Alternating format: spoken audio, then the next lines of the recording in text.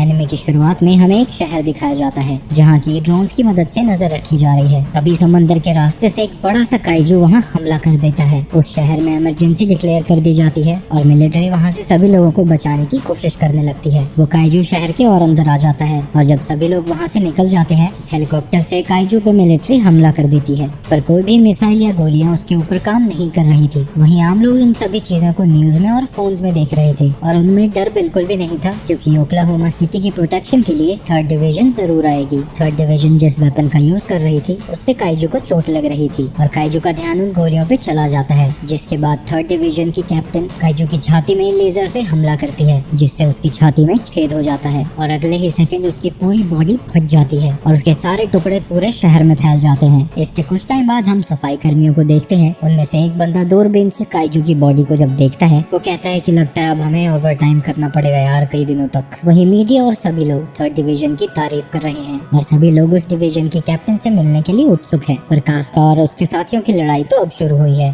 Kaiju के मरने के बाद उन सभी को उसकी सफाई करनी पड़ती है, पर उन्हें ना ही चेयर करने के लिए कोई होता है, ना ही उनका कोई शुक्रिया अदा करता है। तभी काफ्का के पास एक ड्रोन सैंपल लेने के लिए आता है। इसके कुछ टाइम बाद काफ्का एक बॉडी पार्ट को कट कर रहा था, पर उसके लिए उसे एक और टूल की जरूरत पड़ेगी। तभी वो देखता है कि उसका एक साथी उसके दिल को लिफ्ट कर रहा है। काफ्का उसे ऐसा करने से मना करता है, पर तब तक काफी देर हो चुकी थी और वो ऑर्गन फट जाता है और वो खून इतना गर्म था कि जिसके ऊपर वो गिरा था उसके पैर जलने लगते हैं। काफ्का आता है और उसके जख्म पे दवाई छिड़क देता है और उसे कहता है कि डरने की कोई जरूरत नहीं है, ऐसा मेरे साथ कई बार हो चुका है। इसके बाद काफ्का को उसके पोटी वाले हिस्से की सफाई करने के लिए भेज दिया जाता है, जहाँ इतनी ज्यादा गंदगी थी कि उसको रोना आ जाता है। रात को थका हारा जब काफ्का घर पहुँचता है तो वहाँ भी उसे पोटी की बदबू आ रही थी। वहीं टीवी पे अभी भी 3rd डिवीजन और उसके कैप्टन आशिरो की न्यूज आ रही है। आशिरो अभी 27 साल की है और उसने अभी तक कई सारे काइजूस को मार गिराया है। उसे टीवी में देख के काफ्का अपने बचपन को याद करता है और हम देखते हैं कि आशिरो और वो बचपन के दोस्त हैं और बचपन में ही दोनों ने ठान लिया था कि वो काइजूस से लड़ेंगे। पर किस्मत ने ऐसी पलटी मारी कि काफ्का बेचारा सफाई कर्मी बन गया और ये माचिस की तीली जैसी दिखने वाली लड़की काइजूस से लड़ रही है। इसके बाद काफ्का सो जाता है और उसके घर में वैसे ही गंदगी पड़ी रहती है। अगली सुबह जब वो काम पे पहुंचता है, उसे पता चलता है कि यहाँ एक और नया लड़का क्लीनिंग स्टाफ को ज्वाइन कर रहा है। इसका नाम इचिकावा है और वो अभी डिफेंस फोर्स को ज्वाइन करने के लिए तैयारी कर रहा है। यहाँ काफ्का का कोवर्कर उसे बताता है कि काफ्का भी डिफेंस फोर्स को ज्वाइन करने की तैयारी कर रहा था, लेकिन वो कभी भी सिलेक्ट नहीं हो पाया। सभी लोगों के जाने के बाद इचिकावा उससे पूछता है कि तुमने हार क्यों मान ली, पर काफ्का कहता है कि मैंने पूरी तरह से कोशिश की थी पर मैं सिलेक्ट नहीं हो पाया, और जब तुम मेरी उम्र में आओगे तब तुम्हें समझ आएगा। पर इचिकावा कहता है कि मैं कभी हार नहीं मानने वाला, चाहे कोशिश करते करते मैं मर ही क्यों ना जाऊं। इसके बाद इचिकावा वहाँ से चला जाता है और काफ्का बेचारा गुस्से में सोच रहा होता है कि मेरे पास कोई अच्छा जवाब क्यों नहीं आया। इसके बाद वो सभी सफाई करने पहुँच जाते हैं, जहाँ क्लीनिंग स्टाफ को काइजू के अलग अलग एरिया को ले जाने का काम दिया जाता है। काफ्का और इचिकावा को उसके पिछवाड़े यानी पोट्टे वाले एरिया की सफाई का काम दिया गया है। काफ्का को गुस्सा चढ़ जाता है क्योंकि उसे बार बार सिर्फ यही काम दिया जाता है, पर वो मना नहीं करता और काम कर देता है। इसके आगे मैनेजर कहता है कि अगर वो डिफेंस फोर्स ज्वाइन कर पाता तो वो जरूर बहुत बड़े काम करता। इसके बाद जब लंच का टाइम होता है, सभी खाना खा रहे थे, पर बदबू की वजह से इचिकावा और काफ्का दोनों की ही हालत खराब थी। ये देख के काफ्का उसकी मदद करना चाहता है। वो उसे कुछ विटामिन पिल्स दे देता है और नाक में ठूसने के लिए कुछ चीज देता है, पर इचिकावा उन्हें लेने से मना कर देता है, जिसके चक्कर में उन दोनों में हाथापाई शुरू हो जाती है। इसके बाद वो सभी फिर से अपने काम पे लग जाते हैं और शाम होते ही सब वापस जा रहे थे। काफ्का कुछ इंस्पेक्ट करने के लिए वहाँ रुकता है और कह रहा होता है कि शुक्र है भगवान,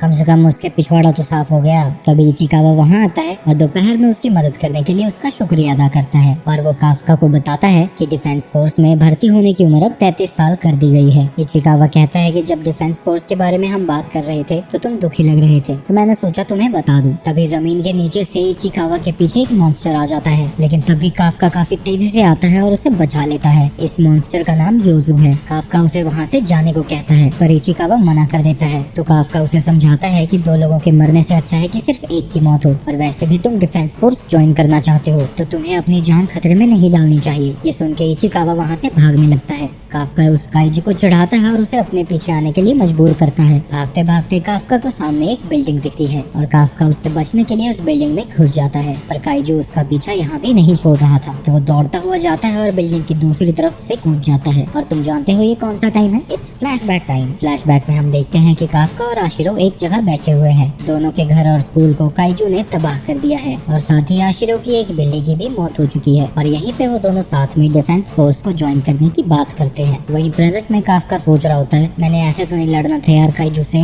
तभी वो काइजू बिल्डिंग तोड़ के उसके पीछे आ जाता है और किसी भी समझदार व्यक्ति की तरह वो एक छोटे से पाइप से इस भयंकर से मॉन्स्टर के पैरों को तोड़ने की बात कर रहा था। पर काइजू उसको एक ही लाफा मारता है और उसका पैर टूट जाता है। काफका वहाँ से भागने की कोशिश करता है पर वो रेंग भी नहीं पा रहा था। वो काइजू काफका को खाने ही वाला था कि इचिकावा उसे बचा लेता है। काफका उसे देख के हैरान था। इचिकावा उसे बताता है कि मैंने उन्हें बुला लिया है और वैसे भी अगर मैं आपको यहाँ मरने के लिए छोड़ देता तो मैं कभी डिफेंस फोर्स नहीं ज्वाइन कर पाता। ये देख के काफका उस दिन को याद करता है जब उसका रिजल्ट आया था और वो सिलेक्ट नहीं हुआ था और वो ये सोच के दुखी होता है कि अब तक तो कुछ भी नहीं बदला, न मैं पहले किसी को बचा पाया था और न मैं अब इस लड़के को बचा पाऊंगा। पर जैसे ही वो काइजू उन पे हमला करने वाला होता है, एक टाइगर उसके हाथ को पकड़ लेता है और आशिरो उसको खत्म कर देती है। आशिरो सभी को काफका और इचिकावा का ध्यान रखने को कहती है और वो खुद उस एरिया में बाकी की यूजो को ढूंढने के लिए निकल जाती है। इसके बाद हम काफका को हॉस्पिटल में देखते हैं जहाँ काफका सोच रहा होता है, आशिरो कितनी कमाल की है यार, उसने तो एक ही बार में उस यूजो को हरा दिया, मैं तो कितना पीछे रह गया। उसी वक्त इचिकावा कहता है कि आज अगर आपने मेरी जान यूजो से नहीं बचाई होती तो मैं उसी वक्त मर गया होता।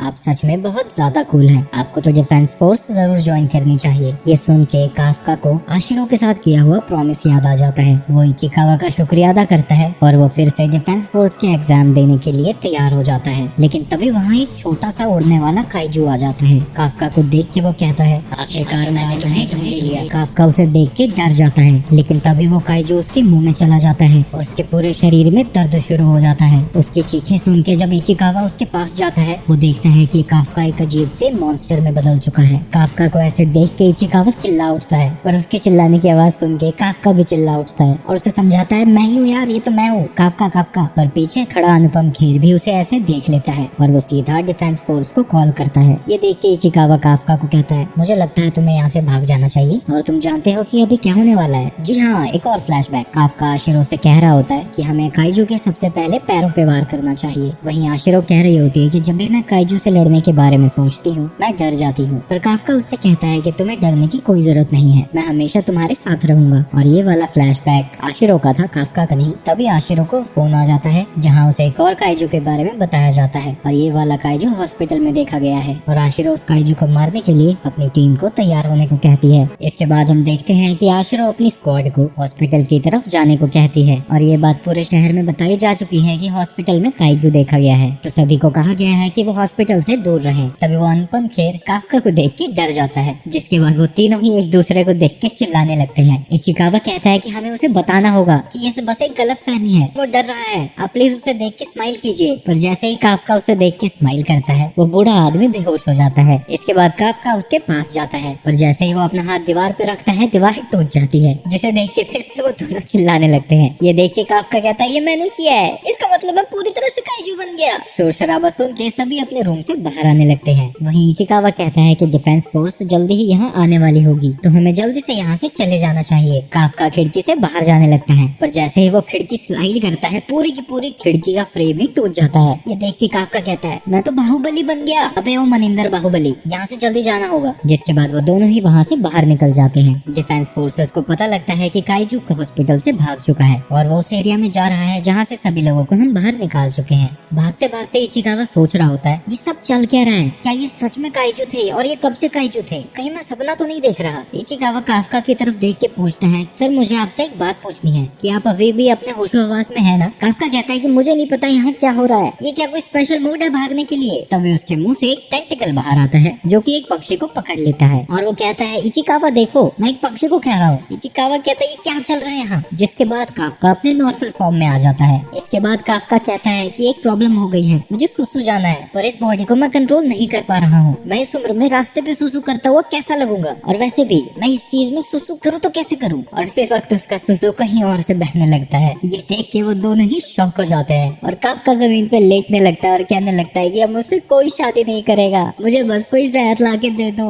तभी इचिकावा कहता है, अबे ओ बुड्ढे, शादी पे ध्यान दे रहा है तू, अभी जिंदा तो बचना चाहिए शादी के लिए। इचिकावा रोते हुए पूछता है, इचिकावा मुझे एक बात बताओ, क्या मैं इस हालत में डिफेंस फोर्स ज्वाइन कर सकता हूँ। इचिकावा कहता है, बिल्कुल भी नहीं, इस वक्त आप वो चीज बन चुके हैं जिससे वो लड़ते हैं। आप डिफेंस फोर्स का एग्जाम नहीं पास करेंगे बल्कि दुनिया से पास कर दिए जाएंगे। ये सुन के काफका दुखी हो जाता है और सोचने लगता है कि अभी तो मैंने सोचा था कि मैं डिफेंस फोर्स ज्वाइन करूंगा और उस तक पहुंचूंगा, ये मेरे साथ क्या हो रहा है। तभी उन्हें एक खाली बिल्डिंग दिखती है जिसके अंदर वो जाने लगते हैं, लेकिन लेकिन काफका को तभी कुछ महसूस होता है। जमीन के अंदर से उनके पास एक काइजू आ रहा था और वो काइजू उनसे कुछ दूरी पे ही जमीन से बाहर निकलता है। इसके बारे में डिफेंस फोर्स को भी पता लग जाता है। तो आशुरा कहती है कि एक टीम काइजू नंबर 1 के पास जाएगी और दूसरी ये नए वाले काइजू के पास। काफका उस काइजू को बिना देखे ही बता सकता था कि ये वही काइजू है जिसने उनपे हमला किया था। इचिकावा कहता है कि शुक्र है कि आपकी वजह से लोगों ने पहले ही उस जगह को खाली कर दिया, अब कोई भी वहाँ खतरे में नहीं होगा। और वो दोनों छुपने की जगह ढूंढने लगते हैं। वही मलबे में एक औरत और उसकी बच्ची फंसी हुई है। बच्चे की माँ मलबे से दब चुकी है और वो छोटी बच्ची उसे निकालने की कोशिश कर रही है। उसकी माँ उसे यहाँ से जाने को कहती है लेकिन वो नहीं सुनती और वहीं रोती रहती है। जिसके बाद वहाँ काइजू आ जाता है, लेकिन इसके बाद भी वो बच्ची वहाँ से नहीं भागती और अपनी माँ से गले लग के रोने लगती है। वो काइजू उसे खाने ही वाला होता है, तभी काफका आके उसे एक खींच के मुक्का मारता है जिससे वो काइजू दूर जाता है। दूर मतलब बहुत दूर जाता है। देख के काफका कहता है अरे मेरे डोले छोड़े, क्या हो गया इन्हें, मैं कहीं हल्का भतीजा तो नहीं बन गया। पर जैसे ही वो बच्ची के पास जाता है वो बच्ची उसे देख के डर जाती है, तो उसे शांत कराने के लिए स्माइल करता है, लेकिन उसकी स्माइल देख के वो लड़की और ज्यादा डर जाती है। काफका उससे कहता है बस कर मेरी माँ, मैं थोड़ी देर में चला जाऊंगा यहाँ से। इसके बाद काफका उसकी माँ को वहाँ से बचा लेता है और इचिकावा बच्चे से कहता है कि तुम्हारी माँ बस बेहोश है, फिक्र मत करो, वो जल्दी ही होश में आ जाएंगी। तभी वो काइजू वहाँ वापस आ जाता है और काफका इचिकावा से उन्हें यहाँ से ले जाने को कहता है। इसके बाद काफका के चारों तरफ बिजली से दौड़ने लगती है और जब वो उस काइजू को पंच करता है उसके चीथड़े चीथड़े हो जाते हैं और वहाँ चारों ओर जुबान केसरी हो जाता है। इचिकावा कहता है कि आपको ये चीज कभी किसी ह्यूमन पे ट्राई नहीं करनी चाहिए। काफका कहता है कि अब यहाँ सब कुछ ठीक है, तुम इन दोनों को लेके यहाँ से चले जाओ। वहीं वो बच्ची अभी भी काफका को देख के डर रही थी। काफका उसके पास जाता है और कहता है कि डिफेंस फोर्स जल्दी ही यहाँ आने वाली है और मैं यहाँ से जा रहा हूँ, तुम्हें चिंता करने की कोई जरूरत नहीं है। इसके बाद काफका वहाँ से जाने लगता है। तभी वो लड़की कहती है मिस्टर काइजू,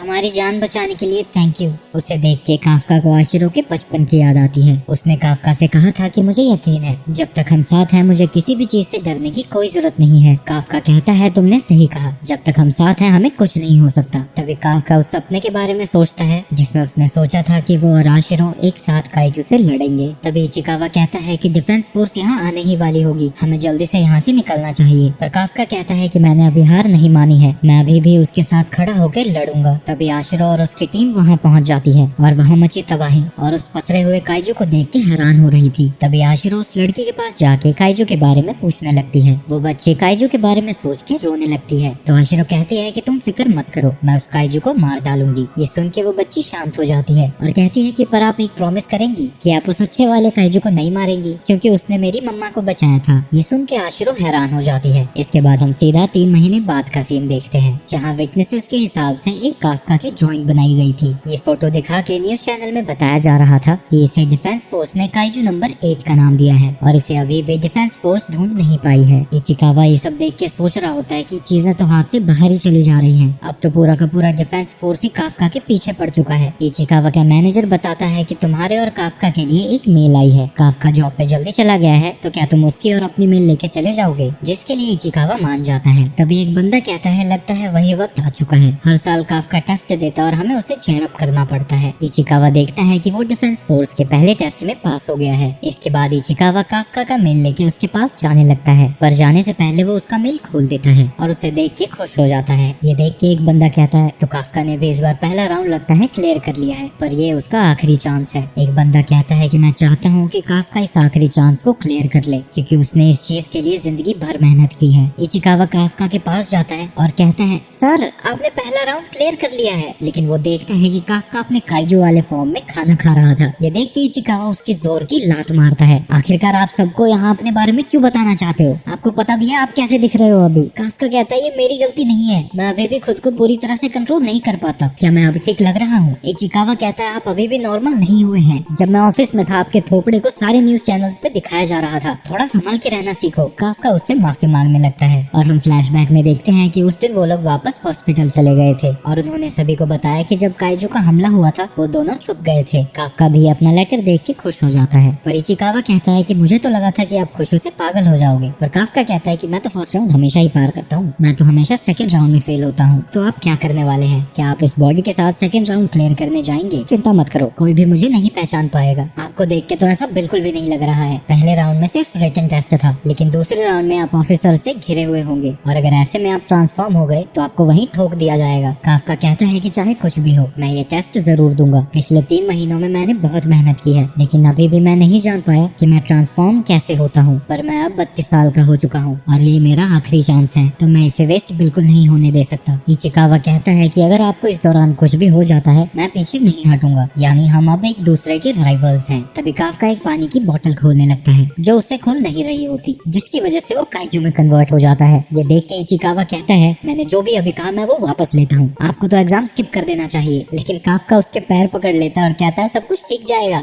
जब एग्जाम हो रहे होंगे तब तक तो मैंने कंट्रोल सीख ही लिया होगा। 10 दिन बाद इचिकावा और काफका टेस्ट देने के लिए जा रहे होते हैं। जब वो हेडक्वार्टर्स पहुंचते हैं, वो देखते हैं कि वहाँ बहुत कड़ी सिक्योरिटी है। ये देख के इचिकावा कहता है कि अगर आप यहाँ ट्रांसफॉर्म हुए तो आप तो कुछ सेकंड में ही मारे जाओगे। जिसके बाद वहाँ काफी सारे लोग आ जाते हैं जो कि एग्जाम देने आए थे। इसके बाद वो दोनों चेक इन करने जा ही रहे होते हैं कि एक लड़की कहती है, अबे ओ बुड्ढे जरा ध्यान से सुन। पहले तो काफका सोचता है ये क्या मेरी बात कर रही है। जिसके बाद वो कहता है, मैं कोई बुढ़ा नहीं हूँ, मैं भी बाली उम्र का 32 साल का हूँ, इसलिए तो मैंने तुम्हें बुढ़ा बुलाया। क्या सच में? हाँ, ये ठीक कह रही है। ये गाड़ी तुम्हारी है? इसे जल्दी यहाँ से हटाओ, मैंने अपनी कार खड़ी करनी है यहाँ। काफका कहता है, यहाँ तो इतनी सारी जगह है, पर मैं यहीं पार्क करना चाहती हूँ क्योंकि आज का मेरा लकी नंबर 5 है। काफका को गुस्सा आ जाता है और कहता है, इधर आ बच्ची, तुझे थोड़े मैनर सिखाऊं मैं। और वो अपना कोट उतारती है तो उसने अंदर एक सूट पहना था, जिसकी मदद से वो काफका की गाड़ी को उठा के साइड में फेंक देती है। पागल निब्बी, ये तूने क्या किया? ये कंपनी की गाड़ी थी। इचिकावा उससे पूछता है, आखिर तुम हो कौन? वो बताती है कि मेरा नाम किकोरू शिनोमिया है और मेरी हॉबी काइजू को मारना है। और वो काफका को देख के कहती है, एक बात बताओ बुड्ढे, तुम काइजू जैसे स्मेल क्यों कर रहे हो? तब इचिकावा उसे बताता है कि हम लोगों का काम काइजू की बॉडी को ठिकाने लगाना है। लेकिन तभी किकोरू ये देख के हैरान हो जाती है कि काफका अपनी गाड़ी को अपने हाथों से ही उठा के सीधा कर देता है। किकोरू को लगता है कि शायद उसके पास भी अपना एक बॉडी सूट होगा। काफका खुद को इंट्रोड्यूस करता है। वो कहता है कि मैं एग्जाम नंबर 2032 हूँ और मेरा नाम काफका है। मुझे याद रखना बच्चे, किकोरू को लगा था कि एग्जाम काफी बोरिंग होने वाला है, पर अब शायद ये इंटरेस्टिंग होगा। और वो काफका से कहती है कि मैं तुम्हें बताऊंगी कि आखिर ताकत किसे कहते हैं। वहीं इचिकावा काफका पे गुस्सा कर रहा होता है क्योंकि उसने एग्जाम शुरू होने से पहले ही अपनी ताकत का यूज कर लिया। ये कितना कमाल का था ना, मैंने सिर्फ उसी पार्ट को ट्रांसफॉर्म किया जो वो देख नहीं सकती थी। तुम अकल से पैदल हो क्या थोड़े? तभी शोर शराबा सुन के वहाँ कुछ गार्ड्स आ जाते हैं। वो उन्हें कहते हैं कि वो कुछ भी नहीं था। और इचिकावा काफका से कहता है, अगर आपने फिर से ऐसी उल्टी सीधी हरकत की तो मैं आपको सीधा घर भेज दूंगा। काफका जानता है कि ये आशिरों के साथ खड़े होने का उसका आखिरी चांस है और वो खुद से वादा करता है कि वो इस बार हार नहीं मानेगा। जिसके बाद एग्जाम शुरू हो जाता है। लेकिन काफका को टेस्ट में काफी मुश्किल हो रही थी। उसने इसके लिए बहुत ज्यादा ट्रेनिंग की थी और रोज काफी हैवी चीजें भी उठाता था, लेकिन इस वक्त उसकी बॉडी जैसे काम ही नहीं कर रही है। इसके बाद हम कुछ देर पहले का ही सीन देखते हैं जहाँ इचिकावा एक्सप्लेन कर रहा था कि एग्जाम के सेकंड स्टेज में 2 पार्ट्स हैं, जिसमें से एक फिटनेस टेस्ट है और दूसरा एप्टीट्यूड टेस्ट। एप्टीट्यूड टेस्ट का कोई भरोसा नहीं है, इसमें कोई भी सिलेक्ट हो सकता है और किसी को भी रिजेक्ट किया जा सकता है। यानी उन्हें फिजिकल टेस्ट में ही अच्छा परफॉर्म करना होगा। लेकिन फिजिकल टेस्ट के दौरान काफका की काफी बुरी हालत हो रखी है। वो हमेशा बिलो एवरेज ही था, लेकिन इस बार तो उसकी हालत बहुत बुरी हो चुकी है। वो सारे टेस्ट में बहुत बुरा परफॉर्म कर रहा था। वो सोचने लगता है कि क्या 30 का होने के बाद बॉडी की इतनी बुरी हालत हो जाती है। टेस्ट को पास करने के लिए काफका ट्रांसफॉर्म होने के बारे में सोचता है, और वो भी जानता है कि अगर वो ऐसा करेगा तो इसी वक्त मारा जाएगा। काफका ने टेस्ट में इतना बुरा किया था कि उसका रैंक 225 में से 219 आता है। तभी किकोरू उसे अपना रैंक दिखा के चलाने आती है। उसका रैंक 5th आया था। तुमने तो मुझे खुद को याद रखने को कहा था ना, तो अब मैं ये याद रखूं कि तुम 219 आए 225 में से। काफका याद करता है कि कैसे उसने पूरी तैश में आके उसे अपना नाम याद रखने को कहा था। प्लीज मेरा नाम भूल जाओ। वहीं इचिकावा बस खुश है कि काफका ने अपने काइजू की पावर यूज नहीं की। काफका कहता है कि ये सही नहीं होता क्योंकि सभी ने बहुत मेहनत की है यहाँ तक पहुँचने के लिए। ये सब तो मैंने बस कूल लगने के लिए कहा है। काश मैंने अपनी पावर यूज की होती, इतना घटिया रैंक ना आता मेरा। लेकिन इचिकावा को लगता है कि एक और वजह है कि काफका को इतना नीचे रैंक किया गया। वहीं दूसरी तरफ आशिरो को उसका सबऑर्डिनेट इस साल के एप्लीकेंट्स की लिस्ट देता है। उसे लगता है कि आशिरो को इन सभी चीजों में इंटरेस्ट नहीं है, उसका इंटरेस्ट तो बस काइजू को मारने में है। पर वो ये देख के हैरान हो जाता है कि वो काम करते वक्त इनके बारे में और जानना चाहती है। इसके बाद वो सभी टॉप कैंडिडेट्स के बारे में बताने लगता है। वहीं साथ में बाहर इचिकावा भी काफका को कैंडिडेट्स के बारे में बता रहा होता है। इजुमो इस साल के सबसे प्रॉमिसिंग कैंडिडेट्स में से एक है और वो अपने क्लास में सबसे टॉप पे आया था और इसका फिटनेस रैंक 2nd आया है। जो बंदे का रैंक 3rd आया था उसका नाम इहरू है, पर जिस बंदे का रैंक 1st आया था उसका नाम कागुरागी है, जो कि Japan ground self defence force का सबसे प्रॉमिसिंग स्टूडेंट है। इतना ही नहीं, बाकी सभी जो एग्जामिनीज हैं वो भी जापान के टॉप यूनिवर्सिटी से यहाँ आए हैं। नॉर्मली ये सभी लोग एलीट ऑफिसर्स बनने की कोशिश करते हैं, ना कि फील्ड एजेंट्स। शायद यही वजह है कि काफका का रैंक इतना नीचे था। लेकिन इतने सारे स्ट्रॉन्ग लड़कों के बीच में एक इंसान है जिस पे सबका ध्यान है और वो है किकोरू। वो 16 साल की उम्र में ही कैलिफोर्निया न्यूट्रलाइजेशन यूनिवर्सिटी से ग्रेजुएट कर गई थी। उसने कई सारे ग्रेड्स स्किप कर दिए, जिसकी वजह से वो यंगेस्ट बन गई इस यूनिवर्सिटी से ग्रेजुएट करने वाली। और सभी लोग कीकरो को ग्रेटेस्ट टैलेंट कहने लग गए हैं। टॉप 3 लड़के उसे देख रहे होते हैं और उससे कंपटीशन करने के लिए काफी एक्साइटेड हैं। काफका उससे कहता है कि मुझे पता नहीं था तुम इतनी अमेजिंग हो, लेकिन किकोरू को टच करने के लिए उसके बॉडीगार्ड उसकी सुताई कर देते हैं। किकोरू उस पे हंसती है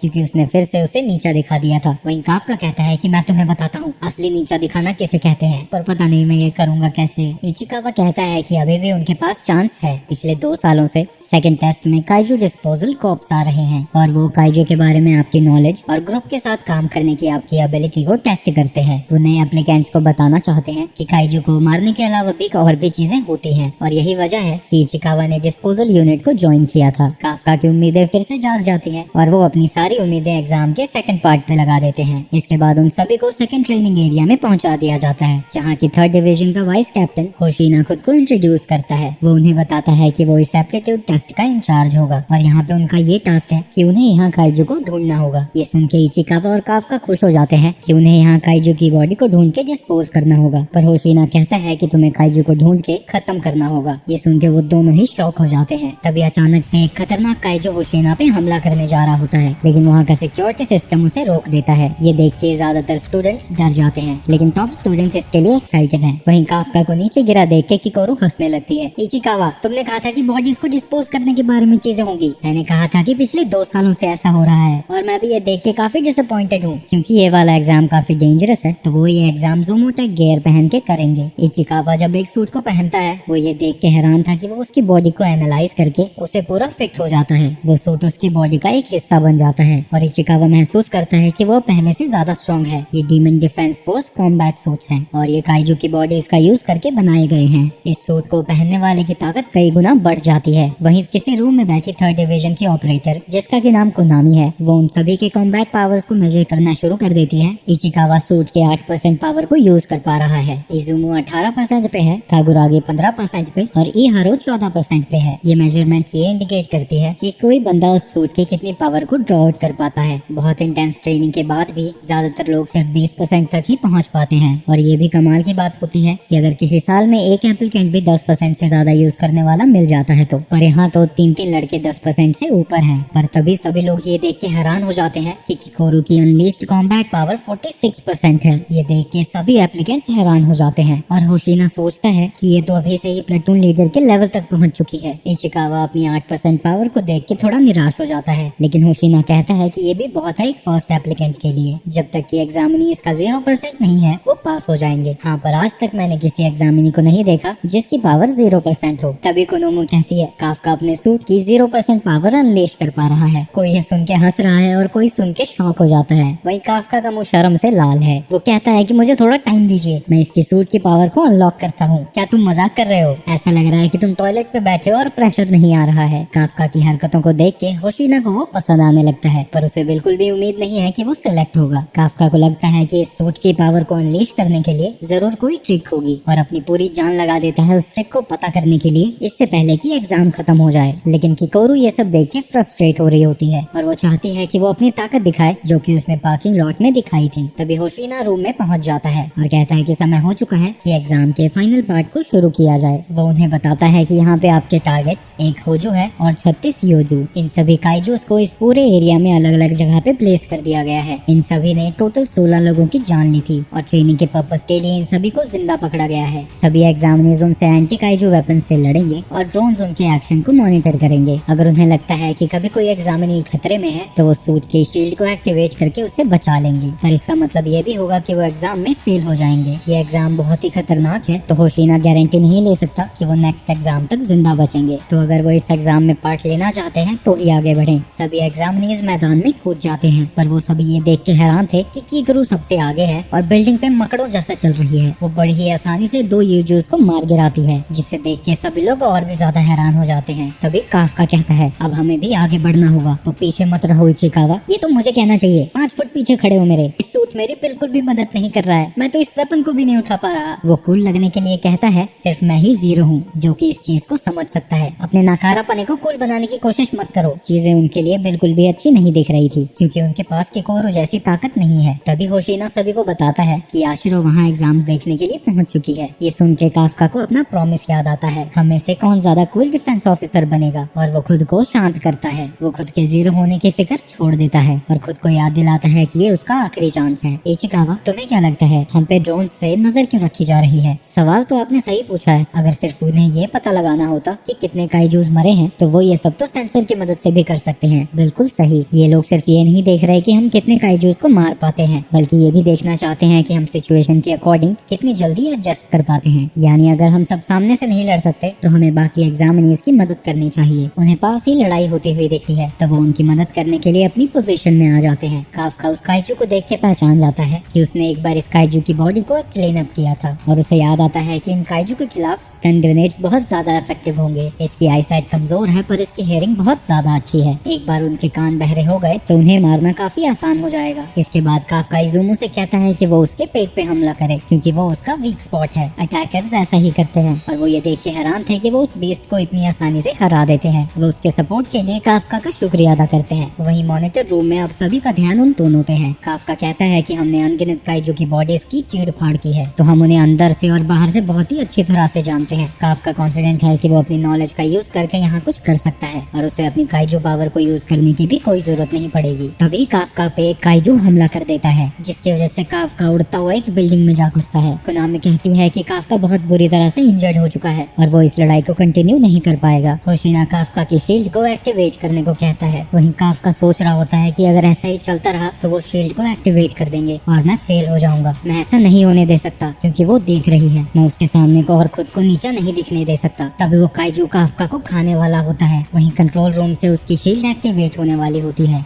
होशिना सोचता है मुझे पता था कि काफका इस राउंड में सबसे पहले बाहर होगा। ये कितनी बुरी बात है क्योंकि वो कितना फनी था। लेकिन तभी उस काइजू के चीथड़े उड़ने लगते हैं और किकोरू वहाँ पहुँच के कहती है ये तीसरी बार है जब मैंने तुम्हें तुम्हारी औकात दिखाई है और जब तक मैं बैटलफील्ड पे हूँ किसी को भी हार मानने की इजाजत नहीं है। काफका उसे देख के अमेज्ड था लेकिन वो उसे इंटरप्ट करती है और कहती है कि वो बाकी काइजूस को मारने जा रही है तो वो लूजर की तरह यहाँ पड़े रह सकता है। इसके बाद किकोरू सभी काइजूस को हराते हुए आगे बढ़ने लगती है। सभी लोग ये देख के समझ जाते हैं कि वो सबसे भयानक वाले काइजू से लड़ने जा रही है। हीरो सोचता है कि ये जरूरत से ज्यादा ताकतवर है। क्या इसने भी वही सूट पहना है जो कि हमने पहना है? काफका भी मेन टारगेट को मारने के लिए जाना चाहता है लेकिन उसका पैर टूट चुका है और वो वहाँ से नहीं हिल सकता। होशिना बताता है कि काफका की काफी सारी हड्डियां टूट चुकी हैं और शायद उसके कई ऑर्गन भी डैमेज हो चुके होंगे। काफका सोचता है कि इसका मतलब ये है कि वो उसके आखिरी चांस को भी गवा देगा लेकिन वो खुद को ऐसा सोचने से रोकता है। वो याद करता है कि वो कितना शर्मनाक था जब उसे पता लगा कि वो अपनी सूट की 0% पावर अनलीश कर पा रहा है। इसका मतलब ये था कि वो कभी भी उसके साथ खड़ा नहीं हो पाएगा। वो ये सोच के फ्रस्ट्रेट हो जाता है कि जिनके पास टैलेंट है सिर्फ वही पास हो सकते हैं। होशिना उससे कहता है कि मैं तुम्हें यही रेकमेंड करूंगा कि तुम एग्जाम से ड्रॉप आउट कर जाओ क्योंकि वो शील्ड भी तुम्हें पूरी तरह से प्रोटेक्ट नहीं कर पाएगी। मुझे हार माननी चाहिए या नहीं माननी चाहिए ये मैं डिसाइड करूंगा। मैं भले ही सपने देखने के लिए बूढ़ा हो चुका हूँ और एक गधे जैसा दिखता हूँ। मैंने अपनी जिंदगी दांव पे लगाने की सोच लिया है और मेरी मौत ही मुझे अपने सपनों का पीछा करने से रोक सकती है। जब काफका ये सब बोल रहा होता है मॉनिटर रूम में सभी ये देख के हैरान थे कि काफका अब 0.01% कॉम्बैट पावर यूज कर सकता है।